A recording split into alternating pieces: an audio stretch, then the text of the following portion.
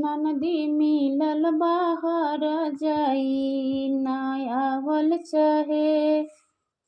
ननदी मिलल बाहर जाई ना आवल चाहे। ननद के बोलाई के कलसा गोठवाइब हो। ननद के बोलाई के कलसा गोठवाइब हो।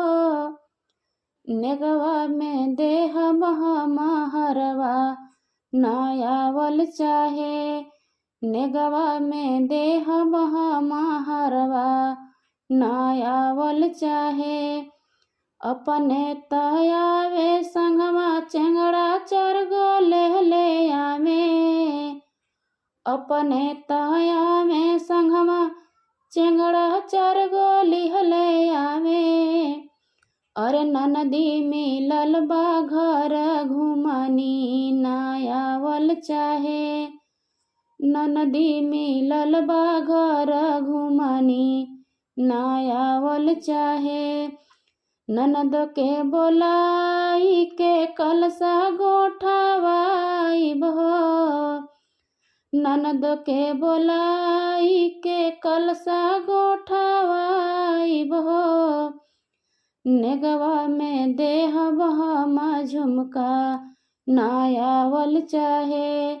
नेगवा में देह बहमा झुमका ना आवल चाहे। ननदी मिलल बा खौरहिया ना आवल चाहे। ननदी मिलल बा खौरहिया ना आवल चाहे। अपने तयावे संगमा लइको चरगो लिहले आवे। अपने तयावे संगमा लइको चरगो लिहले आवे। और ननदी मिलल बा घुमक्कड़ ना आवल चाहे। ननदी मिलल बा घुमक्कड़ ना आवल चाहे। ननद के बोलाई के कलसा गोठवाइब हो।